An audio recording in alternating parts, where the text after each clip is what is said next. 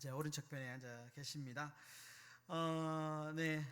귀한 우리 두 분이 오셨는데요. 우리 오랜만에 오신 분도 계시고 또 함께 오셔서 이 예배 가운데 더 은혜 받는 시간 되기를 원하는 마음으로 박수로 환영하도록 하겠습니다. 고맙습니다. 네, 우리 한 번 더 인사하겠습니다. 주님이 우리와 함께 하십니다. 이렇게 한 번 더 인사하겠습니다. 주님이 우리와 함께 하십니다. 예, 감사합니다. 오늘 본문의 말씀으로 주님이 원하시는 예배를 드립시다 라는 제목으로 신명기 23번째 강해를 함께 나누도록 하겠습니다. 네, 여러분 태조 이성계 잘 아실 텐데요. 태조 이성계가 나라를 세우고 이제 한양, 그 나라의 조선의 수도였던 한양을 세울 때 특별히 아주 가장 먼저 아주 중점적으로 세운 건물이 있는데요. 그 건물이 바로 종묘사직이었다고 합니다. 이 종묘사직은 특별한 의미가 있는데요. 이 종묘는 한마디로 조상에게 제사를 지내는 장소가 이 종묘라는 것이고요. 사직이라는 것은 땅과 그리고 곡식의 신에게 드리는 어떤 제사 지내는 장소를 가리켜서 사직이라고 합니다. 그래서 이성계가 이 궁궐을 이 나라의 중심에 두고 이 종묘와 사직을, 특별히 종묘를 궁궐의 왼쪽에 두고 그리고 오른쪽에는 사직관을 두는, 그래서 좌묘 우사의 원칙으로 나라를 세웠다라는 겁니다. 여러분, 여기서 우리가 이제 한 가지 좀 깨닫는 것이 있는데, 한 나라를 세우는 데 있어서도 하늘의 도움을 구해야 한다는 이 태조 이성계의 철학이 잘 반영되어 있는 어떤 이 구조다, 어떤 원칙이다, 철학적인 바탕을 우리는 이해할 수 있습니다. 여러분, 성경을 보면 믿음의 조상이라고 불리는 아브라함 잘 아실 텐데요. 창세기 12장에 보시면 하나님께서 아브라함을 선택하시고 그리고 그의 친척 본토 고향을 떠나서 한 번도 가보지 못한 가나안이라고 하는 땅으로 이 아브라함을 인도하십니다. 그리고 마침내 우여곡절을 겪고 아브라함이 가나안이라고 하는 전혀 한 번도 경험해 보지 못한 낯선 땅에 도착하게 되죠. 여러분, 그런데 창세기를 잘 보시면 아브라함이 낯선 땅 가는 곳마다 그가 했던 행동이 있습니다. 그가 아브라함이 세겜 땅에, 세겜이라고 하는 땅에 도착했을 때도 그렇고요, 그리고 베델과 아이라고 하는 이 장소에 도착했을 때도 동일하게 반복적으로 아브라함이 했던 행동이 있는데, 그 행동이 뭐냐? 바로 그가 가는 곳마다 장막을 치고 제단을 쌓고 예배를 드렸다라는 겁니다. 그러니까 한마디로 아브라함은 예배하는 사람이었다. 가는 곳마다 그가 가장 먼저 했던 일이 뭐냐? 제단을 쌓고 하나님을 예배하는 사람이었다. 그러니까 한마디로 그런 것이죠. 마치 태조 이성계가 나라를 세울 때 종묘와 사직을 두고 하늘의 도움을 구했던 것처럼, 아브라함이 가는 곳마다 그가 예배의 제단을 쌓고 하나님 앞에 예배를 드렸던 이유가 뭐냐? 그것은 하나님의 도우심을 구하는, 항상 일의 처음과 일의 끝을 하나님의 도우심을 구하는 영적인 사람이었다라는 것을 우리에게 보여줍니다. 여러분, 오늘 우리의 삶 가운데 장막이 먼저입니까? 아니면 예배가 먼저입니까? 좀 더 바꾸어서 오늘날 우리의 삶 가운데 우리의 이 먹고 사는 이 문제가 먼저입니까? 아니면 하나님을 예배하는 예배가 먼저일까? 우리가 한번 생각해 보게 됩니다. 여러분, 바라기는 우리의 삶 가운데 하나님을 예배하는 그 예배가 가장 최우선이 되는 그런 복된 삶이 다 되시기를 예수님의 이름으로 축원합니다.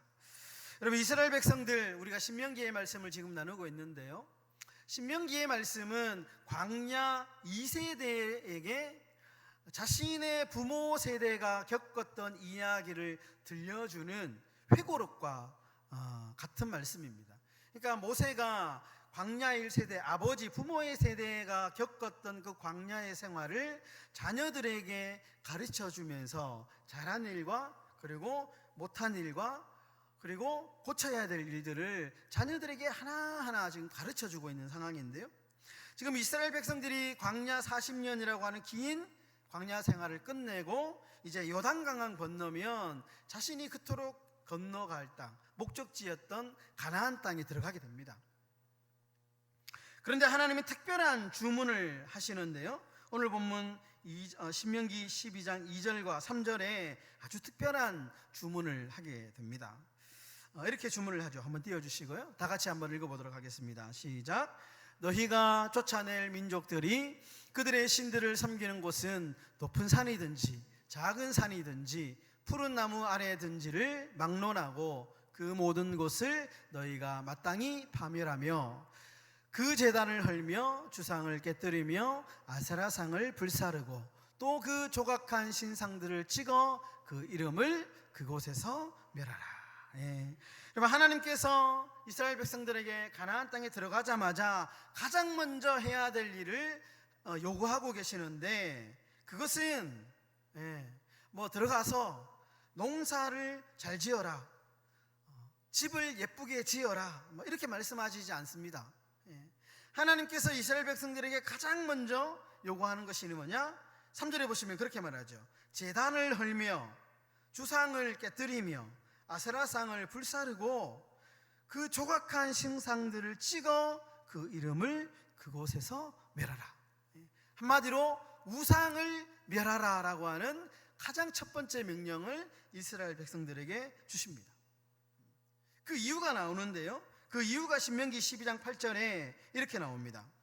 우리가 오늘 여기에서는 각기 소견대로 하였거니와 너희가 거기에서는 그렇게 하지 말지니라.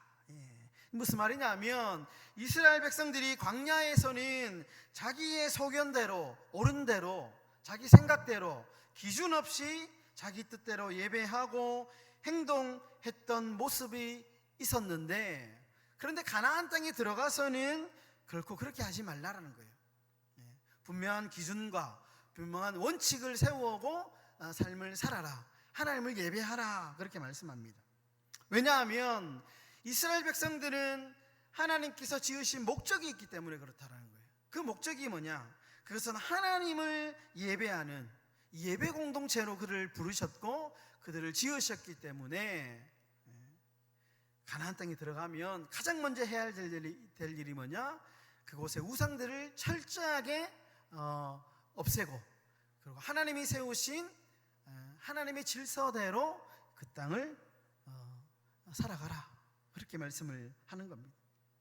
여러분, 이사야 선지자는 우리 인생의 목적을 아주 분명하게 우리에게 말씀하고 있죠. 이사야 43장 21절, 우리 다 같이 한번 읽어보도록 하겠습니다. 시작.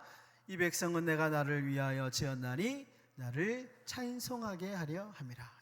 여러분, 하나님께서 우리를 지으신 목적이 있는데 그 목적이 뭐냐? 그것은 바로 나를 찬송하게 하려 함이라, 나를 예배하게 하려 합니다 라는 것입니다. 우리 사랑하는 성도 여러분, 하나님을 예배하는 삶이 우리 인생의 목적임을 믿으시기를 주의 이름으로 축원합니다. 여러분, 그런데 오늘 본문을 잘 보시면요, 이상할 정도로 계속 반복되는 표현이 등장합니다. 계속 반복되는 구절이 있는데요, 먼저 신명기 12장 5절 한번 띄워주시면 한번 다 같이 읽도록 하겠습니다. 시작. 오직 너희의 하나님 여호와께서 자기의 이름을 두시려고 너희 모든 지파 중에서 택하신 곳인 그 계실 곳으로 찾아나가사. 14절도 한번 띄워주십시오. 14절. 14절 한번 띄워주시고요. 14절 다시 읽겠습니다. 시작. 오직 너희의 한 지파 중에 여호와께서 택하실 그곳에서 번제를 드리고 또 내가 내게 명령하는 모든 것을 거기서 행할지니라. 그럼 우리가 5절과 14절을 읽었는데요, 반복되는 구절이 있는데 뭐냐 하면 여호와께서 택하신 곳이라는 단어입니다. 여러분, 이 반복 구절은 18절에도 나오고요, 21절에도 나오고 26절에도 나옵니다. 그러니까 반복적으로 지금 단어가 계속해서 반복되고 있는데 여호와께서 택하신 곳이라는 것입니다. 여러분, 하나님은 아무 곳에서 제단을 쌓으라 그렇게 말하지 않습니다. 하나님은 오직 내가 택한 곳, 거기에서 제단을 쌓고 예배를 드려라. 아주 좀 특별한 말씀을 하십니다. 그럼 제가 이 말씀을 보다가 궁금증이 생겼습니다. 하나님은 무소부재하신 하나님이잖아요. 하나님은 안 계신 곳이 없잖아요. 하나님은 여기도 계시고 저기도 계시고 지금 여기에 계신 하나님이 동시에 저 미국에도 계시고 무소부재하신 하나님. 우린 그렇게 배웠죠. 그렇다면 장소가 뭐 그렇게 중요합니까? 우리가 뭐 여기도 예배 드려야 되고 저기도 예배 드려야 되고 장소가 별로 의미가 없잖아요. 여러분, 그런데 이 여호와께서 택하신 곳이라는 곳은 그 아주 중요한 신학적인 메시지가 있거든요. 왜 하나님께서 굳이 특정한 장소를 딱 지목하여 이스라엘 백성들에게 거기서만 예배를 드리게 했는가? 그래서 아주 중요한 메시지가 있는데, 그럼 먼저 이 사실을 알기 위해서는 우리가 좀 한 가지 짚고 넘어가야 될 게 있습니다. 여러분, 역대하 3장 1절에 보면 솔로몬이 성전을 건축합니다. 성전을 건축하는데요, 그 성전을 건축한 장소가 나오는데 거기가 어디냐 하면 모리아 산입니다. 모리아 산. 여러분, 성경에서 이 모리아 산은 되게 중요한 장소입니다. 모리아 산은 어떤 곳이냐면 첫 번째로 아브라함이 아들 이삭을 제물로 드렸던 산이 모리아입니다. 모리아산. 두 번째로 이 모리아산은 어떤 곳이냐, 솔로몬이 최초로 예루살렘에 성전 건축한 곳이 바로 이 모리아산입니다. 또 하나 있습니다. 다윗이 죄를 짓고 하나님 앞에 회개하면서 예배를 드렸던 장소가 어디냐, 바로 이 모리아. 오르난의 타작마당을 돈을 주고 사서 거기서 예배를 드렸는데 거기가 어디냐, 모리아산입니다. 모리아. 여러분, 그런데 이 구약에서 이 성전, 구약에 나오는 성전과 지정된 예배 장소는 매우 중요합니다. 그러니까 구약에서 언급되는 장소, 어떤 지리적인 것은 되게 중요한데요, 왜 중요하냐 하면 특별히 이 모리아산이라고 하는 이 산, 그죠? 이 산이 매우 중요하다라고 말씀을 드렸는데, 이곳은 결국 신약에서는 어떠한 의미가 있느냐 하면 장차 오실 예수 그리스도를 가리키는 그림자의 역할을 합니다. 그러니까 참된 성전이 되시는 예수 그리스도를 예표하는 곳이 어디냐, 바로 이 모리아산입니다. 특별히 오늘 말씀 가운데 하나님이 택하신 곳에서 예배를 드려라 라고 했잖아요. 하나님께서 선택하신 장소, 이 장소가 구약에서는 어디냐, 이 장소가 의미하는 것이 무엇이냐, 곧 그것이 바로 장차 오실 예수 그리스도. 그러니까 구약에 있어서 특별한 장소, 성전은 아주 중요한 의미를 가지고 있는데 그것은 바로 예수 그리스도를 상징하는 모형과 같기 때문에 아주 중요한 의미를 가지고 있습니다. 여러분, 구약의 모든 성전은 세월이 지나서 다 무너졌죠. 이제 그 건물은 다 사라지고 없습니다. 그런데 그 성전의 실체가 되시는 예수 그리스도 이 땅에 오셨죠. 그래서 여러분, 히브리서 10장 19절과 20절에 보시면 아주 의미심장한 구절이 우리에게 있는데요, 이렇게 이야기하죠. 히브리서 10장 19절과 20절. 그러므로 형제들아, 우리가 예수의 피를 힘입어 성소에 들어갈 담력을 얻었나니 그 길은 우리를 위하여 휘장 가운데로 열어놓으신 새로운 산길이요 휘장은 곧 그의 육체니라. 그러니까 여러분, 정리하면 하나님이 택하신 장소에서 예배를 드려라 라고 하는 의미는 어떤 인간의 열심이나 인간이 만든 종교적인 어떤 정성이나 내 취향이나 내 기분대로 하나님께 나갈 수 없다라는 겁니다. 오직 하나님이 지정하신 구원의 유일한 통로 되시는 예수 그리스도의 십자가 은혜를 통해서만 우리가 예배를 드릴 수 있다라는 겁니다. 이것이 얼마나 중요한가, 여러분, 성경의 한 예화를 통해서 우리가 알 수 있는데요, 구약의 레위기 10장에 보면 아론의 두 명의 아들이 나옵니다. 아직 띄우시면 안 됩니다. 두 명의 아들은 나답과 아비후라고 하는 아들이죠. 이 나답과 아비후가 어떤 사람이냐? 당대 최고의 엘리트 제사장 집안이었습니다. 근데 그들이 하나님 앞에서 이제 예배하러 분향하러 나갈 때, 우리 오늘 이제 예배하러 나갈 때 사건이 하나 터지는데, 하나님께서 번제단에 이제 불을 가져다가 분향하라 이렇게 이제 말씀을 하시죠. 근데 반드시 제단에 있는 그 장소에 있는 불을 가져다가 분향을 해야 했습니다. 반드시 하나님이 지정하신 불이 있었어요. 원칙이 있었습니다. 그런데 이 나답과 아비후가 어떻게 하냐? 하나님께서 명령하지 않은 다른 불을 담아서 여호와께 분향을 하게 됩니다. 어떠한 일이 벌어지게 되느냐? 결국 그들은 이 일 때문에 그 자리에서 즉사하게 되죠. 그 사건이 레위기 10장 1절과 2절에 나옵니다. 이제 띄워주시면 되고요. 한번 읽어보도록 하겠습니다. 시작. 아론의 아들 나답과 아비후가 각기 향로를 가져다가 여호와께서 명령하시지 아니하신 다른 불을 담아 여호와 앞에 분향하였더니 불이 여호와 앞에서 나와 그들을 삼키매 그들이 여호와 앞에서 죽은지라. 여러분, 여기서 우리가 깨닫는 것이 있습니다. 예배는 편리주의와 인본주의가 망친다라는 거예요. 예배는 하나님이 세우신 원칙이 있다라는 거예요. 그 원칙. 근데 그 원칙을 벗어나면 하나님이 세우신 그 예배가 훼손된다라는 거.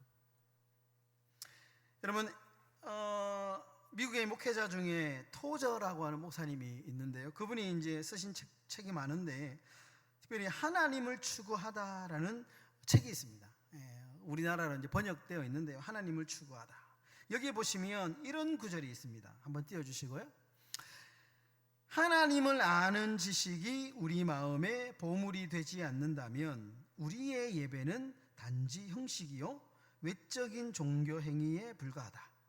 오늘날 많은 이들이 하나님을 원한다고 말하지만 실제로는 하나님이 주시는 감정적 위로나 분위기만을 원한다.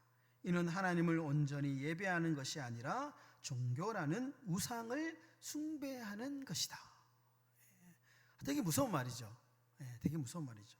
그러니까 많은 사람이 교회 문을 들어서면서 하나님을 만나고 하나님의 말씀 가운데 그 깊이 있는 하나님의 이 만남을 추구하는 것이 아니고 어떤 세련된 찬양, 아주 편안한 의자, 감동적인 연설 같은 예배의 분위기를 소비하러 온다는 거예요. 그런데 이것이 하나님을 예배하는 것이 아니고 우상 숭배의 변형이다. 아주 날카롭게 지적을 하고 있다는 거예요. 토저 목사님이 또 한 권의 책을 썼는데 예배인가 쇼인가, 아주 제목이 아주 정말 좀 노골적인데요. 예배인가 쇼인가 라는 책에 보면 또 이렇게 지적합니다. 한번 띄워주시고요. 예배는 하나님을 향한 거룩한 두려움과 압도당합니다. 그러나 오늘날 교인들은 감정적 만족감을 원하며 예배당에 온다. 나를 기쁘게 하는 예배는 하나님을 예배하는 것이 아니라 나 자신을 예배하는 것이다. 하나님이 빠진 예배의 분위기는 단지 종교적인 환각일 뿐이다. 여러분, 이분의 책을 보면 굉장히 직설적입니다. 돌려 말하지 않습니다. 읽으면 마음이 막 찔림이 팍 와요. 그러니까 예배의 대상은 하나님이지 분위기가 아니다라는 거예요. 정확하게 아주 날카롭게 지적합니다. 내가 그 예배에 내가 감동을 받으면 그 예배는 성공한 예배고, 그 예배에 내가 은혜를 받지 않았으면 그 예배는 성공하지 않은 예배, 이렇게 아니라는 거예요. 예배의 성공과 실패의 어떤 그 결과를 우리의 감정으로 판단해서는 안 된다라는 거예요. 아주 날카로운 지적이죠. 예배의 대상은 하나님이시지 예배가 주는 어떤 감정적인 만족감이나 그 분위기가 아니다라는. 우리 사랑하는 성도 여러분, 오늘 우리는 하나님을 만나러 오셨습니까? 아니면 예배의 분위기를 즐기러 오셨습니까? 우리가 우리 예배 가운데 한번 우리 스스로 질문해 보지 않을 수가 없습니다. 우리는 하나님을 만나러 왔느냐, 아니면 예배의 분위기를 즐기러 왔느냐? 여러분, 오직 예수 그리스도의 보혈만을 의지하며 주님이 지정하신 은혜의 보좌 앞으로 나가시는 복된 성도님들 되시기를 예수님의 이름으로 축원합니다. 말씀을 정리하겠습니다. 여러분, 신약 성경이 기록된 헬라어를 보면 예배라는 단어가 있는데요, 예배하다라는 단어가 프로스쿠네오라는 단어입니다. 프로스쿠네오. 근데 이 프로스쿠네오라고 하는 단어를 보통 이제 우리가 연상할 때에 흔히 예배 드린다라고 할 때 우리가 머릿속에 그려지는 어떤 이제 연상되는 것은 이런 것이죠. 내가 하나님께 무언가 드리고, 그죠? 내가 무언가 하나님께 열심히 정성을 드리든지 뭔가를 예물을 드리든지 열심히 뭔가를 드리면 하나님이 그 정성을 보시고 우리에게 뭔가를 이렇게 주시는, 뭔가 이렇게 기브 앤 테이크 같은 느낌이 있죠. 우리 일반적으로. 근데 이 예배하다, 프로스쿠네오라는 단어를 이제 이렇게 그 단어의 의미라든지 단어를 좀 추적하다 보면 또 재미있는 구절이 하나 있는데요, 이 단어가 이런 의미가 있다는 거예요. 개가 주인의 손을 핥는 형상을 어떤 이렇게 보여준다라는 거예요. 집에서 기르는 개 있잖아요. 개가 주인을 너무너무 막 좋아하면, 사랑하면 막 와서 주인을 막 이렇게 혀로 막 핥잖아요. 이 프로스쿠네오라는 단어가 뭐냐, 마치 그 참 충성스러운 사랑스러운 개가 자신의 주인을 너무너무 사랑해서 자신의 주인의 손을 핥고 발을 핥고 얼굴을 핥는 어떤 그런 행위를 연상시킨다는 거예요. 여러분, 이 프로스쿠네오의 의미를 잘 드러내는 성경의 사건이 있는데요, 이 사건 하나만 소개하고 예배를 설교를 마무리하도록 하겠습니다. 그럼 창세기 4장에 보면 최초의 예배 충돌 장면이 나오죠. 두 명이 나오죠. 가인과 아벨입니다. 너무나도 잘 아는 이야기죠. 하나님은 가인의 예배를 받지 않으시고 아벨의 예배를 받으시죠. 그래서 가인이 너무 화가 나가지고 동생 아벨을 돌로 쳐서 죽입니다. 최초의 살인 장면이죠. 이 장면을 가지고 이 존 칼빈이라고 하는 장로교의 아주 일단 효시가 되는 장로교를 이야기하는 이 칼빈을 모르면 안 되는데, 존 칼빈이 창세기 주석에서 아주 날카롭게 지적합니다. 그러니까 하나님께서 가인의 예배를 받지 않은 이유는, 가인은 곡식으로 예배를 드리고 아벨은 자기가 기르던 동물 양으로 예배를 드렸기 때문에 그 예배를 받으셨다, 이렇게 이제 이야기를 하는 사람들도 있는데, 그런 게 아니라는 거예요. 하나님이 가인이 곡식으로 예배를 드렸기 때문에 그 곡식이 탐탁치 않아서 예배를 받은 것이 아니고, 가인은 형식적인 자기 만족의 예배를 드렸기 때문에 하나님께서 그 예배를 받지 않으셨다는 거예요. 그러면 그 구절을 보시면 하나님이 아벨과 그의 예배를 받으셨다, 이렇게 얘기하거든요. 가인과 그의 예배.